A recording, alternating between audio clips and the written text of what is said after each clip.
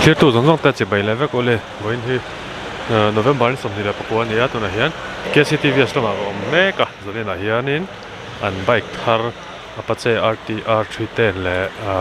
TVS electric scooter thar iQube ka plangza na hunan nei dona chu program a chuan kan chu tel ve dona ni ya video te bula chaka top thlenga mi lo chur sa turin kan som nga chu ni e lut te potang a Hello.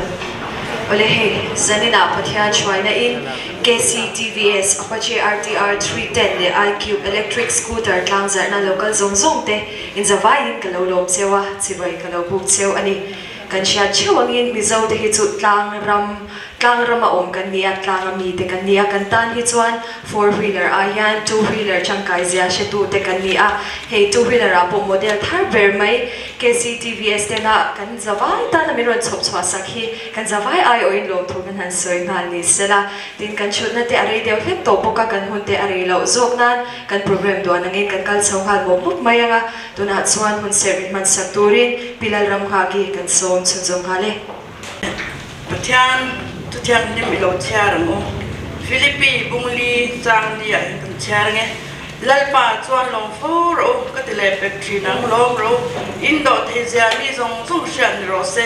lalpa chuan mare enga mama ang su eng ki ma tok trai le dilin long thu sil tel zelin indu na te chu pathian hena sha tirin ong zok ro se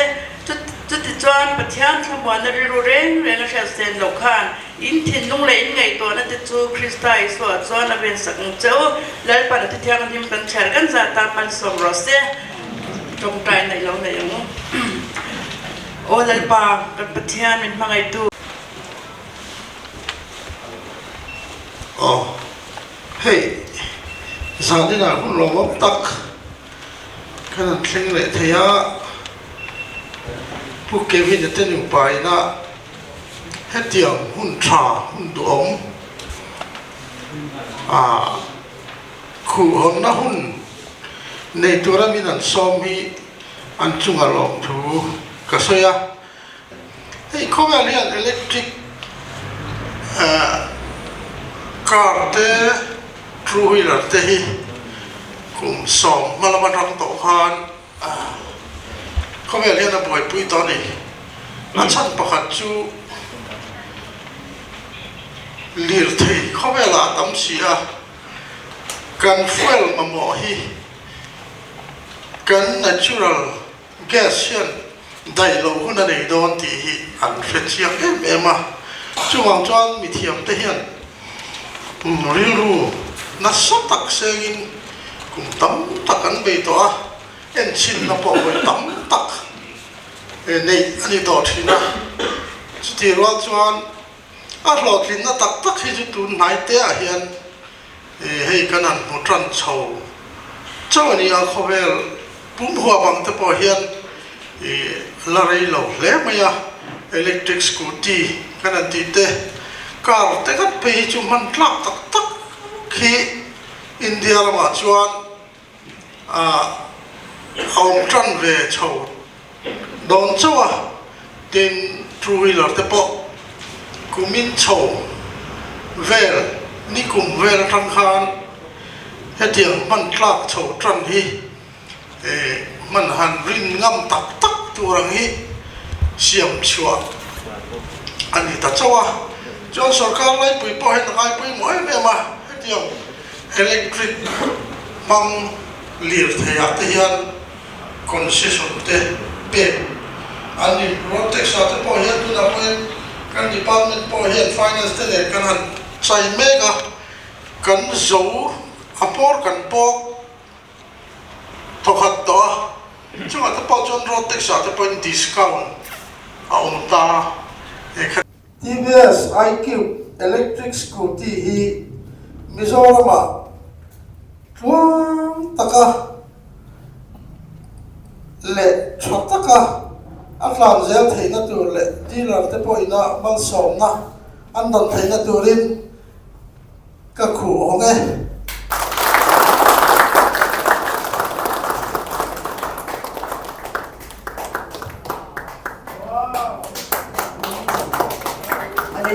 Kuping akan do sa kanga atlang sarboka không phải takin ama yan kan model a milo chan sam sela tiro akyang ayan pukevin ate no pa lo ding box sela dihan thamilo lang sakta sela scooty ya lo zo kan rim chuan vale kalau kan ding chun jom ngal me nga hey kan share tangin November sa hian KCTV este khat kan ting ve lol me a hey musibeli pathian ne na lo thu kan se ya tlai mun min thoi theng tu ni ti ka thre nga pathian lo bi pe lo se cho ta kan nim thei min launch sak tu OH la mi la pute ya kal thea le zadina kal song te tlai mi ron toy yom song te chu a hian ti ta me min lo tu ka thil chewa in tak seng in hun tak seng in kai kan product launch hi an pi thea lom tu kan sei me KCTV so lom tu kan sei tak me ani hey program hi kan ti ve top me ya fel file like te manga ke ni le kan staff te kan ko mai ang nga kan ti the ve thawang kan ti a fel file like te po manga ni ti am ha tu rin kan nge na chu so nga top ila he IQP na IQP so mai TV as sim ni so ilo kila ni kum atang kan launch atang sim khan TVS hian Mizoram ma hian market share sang tak kan chang hala tu na hian number 3 ani kum atang kan number 3 kan ni dewa cha ni chu ka sei ve lok to chu mi chan chu TVS products te hi a chelo ni chuan Mizoram te hian TVS kan lo sa lo sim ta entok tila mo entok kan du ebe ma Mizoram te hian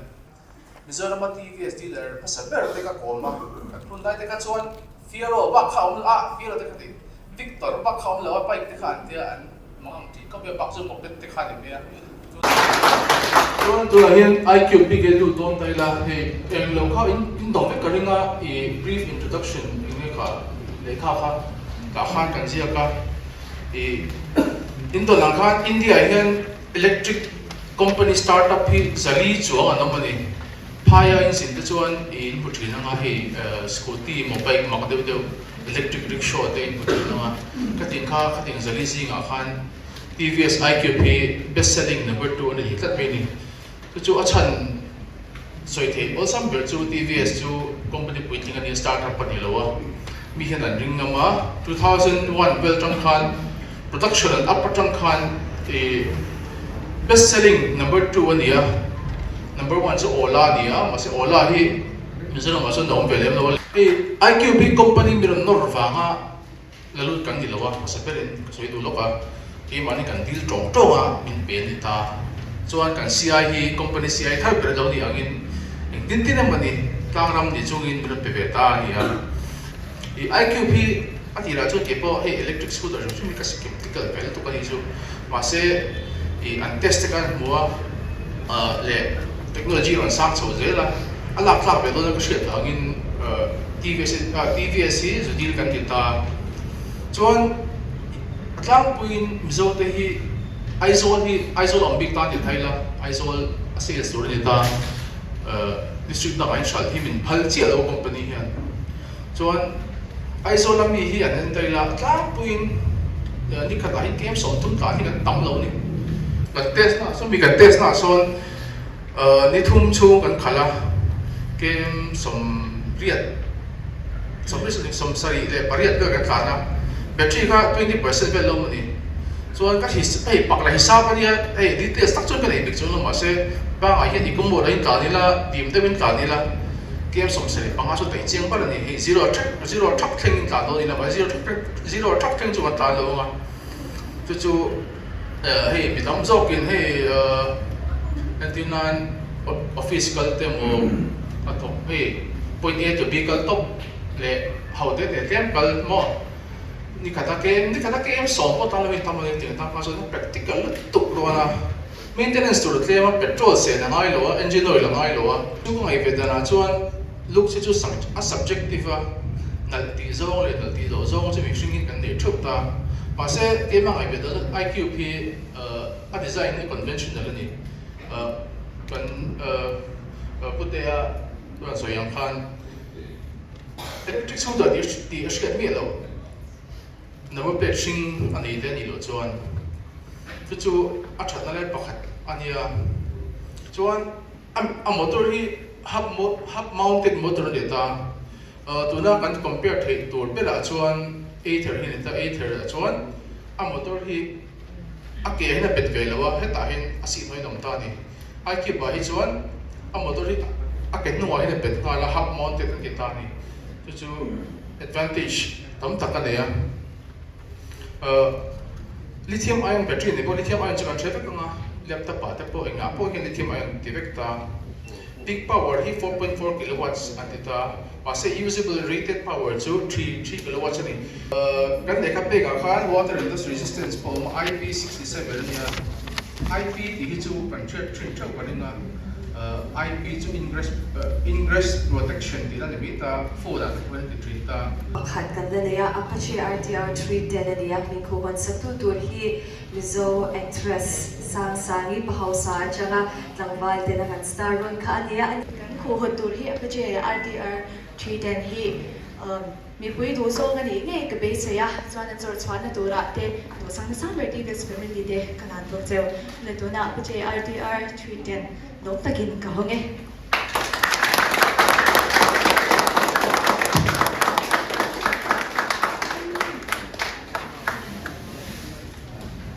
Tikit sang sangi loading sila tha hala puile sila ku Kevin na telo panen ala ra ya na loading chuan an lang sa lo panange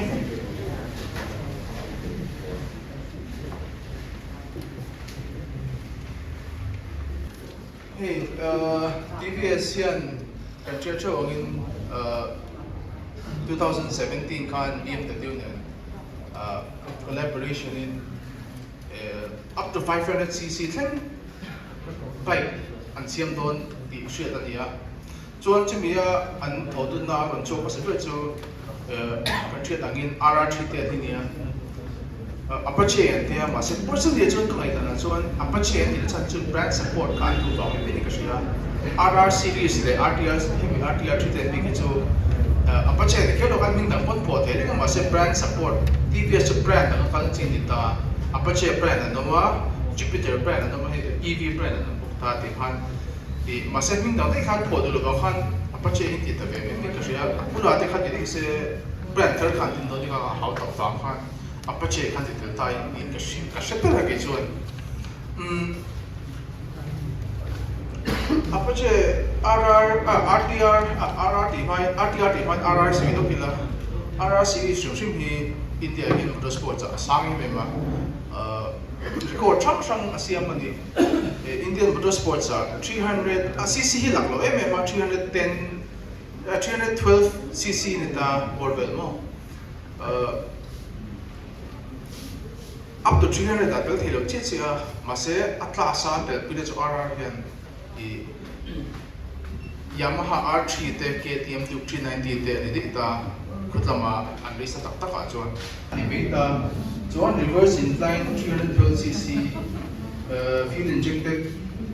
single 4-stroke 4-cylinder liquid cooled engine ni ta power hi 35.6 PS 97,000 RPM up this roka torque hi 28.7 Nm 6,650 RPM up this roka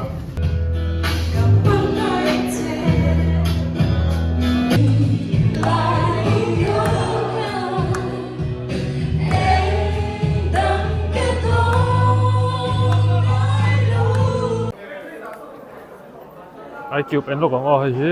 zalina tlang zar tak electric scooter iCube chunita moi ra ko maya ma hi an soyang do khan en mai hianin electric scooter ki hriat vak lo ni peak power 4.4 kilowatts ania chuanin rated power is 3 kilowatt antia a range hi fully charged hianin 100 hi claim ania ma se Mizoram anga 75 volt vel ring chu sang ni chung dona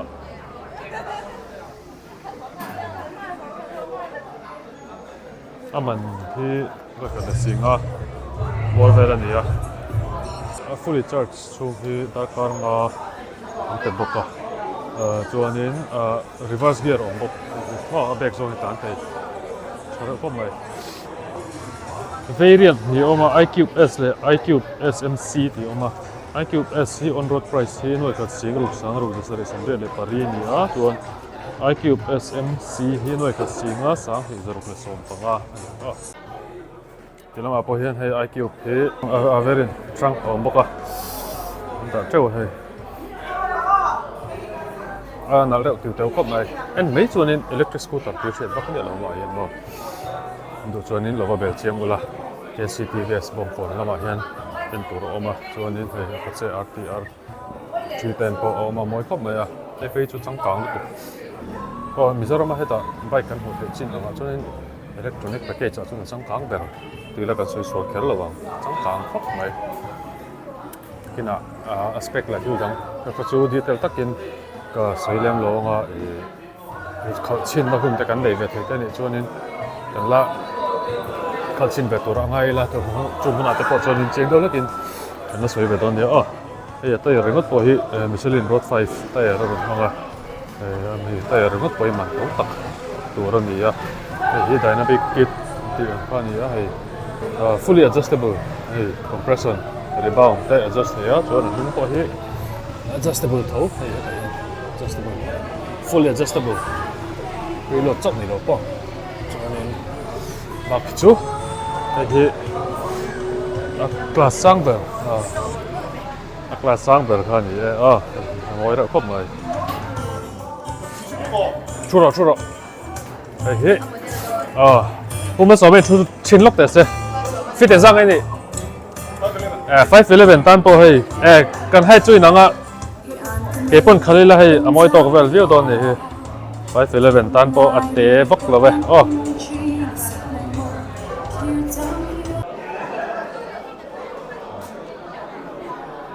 san lak pin se pop mai ei en velo kong kim chang takin ka soi don lem lo at ama hi somi Apache RR310 naked version kan mai ta chang kang khop mai riding mods sang anei boka chinga lai ni ka thre dei ka chuanin a seat te po hi a votin ati vote chuanin GoPro control na tiang reng te traction control ti te kon reng ABS ti te wheelie control ti te chuanin a kenung ka tur control na tiang reng te dynamic kit awma dynamic pro kit awm boka hi a base model ni te mina tlom saka anang kan en tura ngai ta ila boka na chuanin zelang aspect hi atam lu to ko mo soi seng lo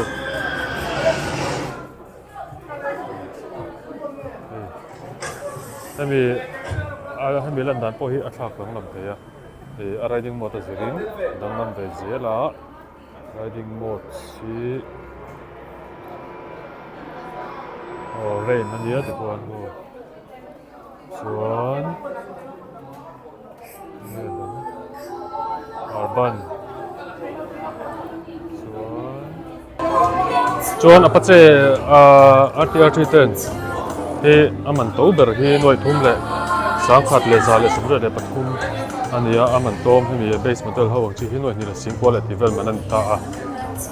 chu mi kar chu tin ani chu tha khop mai na ba hian quick shifter ti te cruise control ti te crash alert ti te tam mai tire pressure sensor nei bawk ma tang thì khoan phải video chú tổ lại có mấy đợt thằng này trực tiếp là ta kinh cái sẽ về rồi à khi nào đem trang là phát triển cái bộ lên này thì có hai tay là anh hùng cốt mấy giờ program chú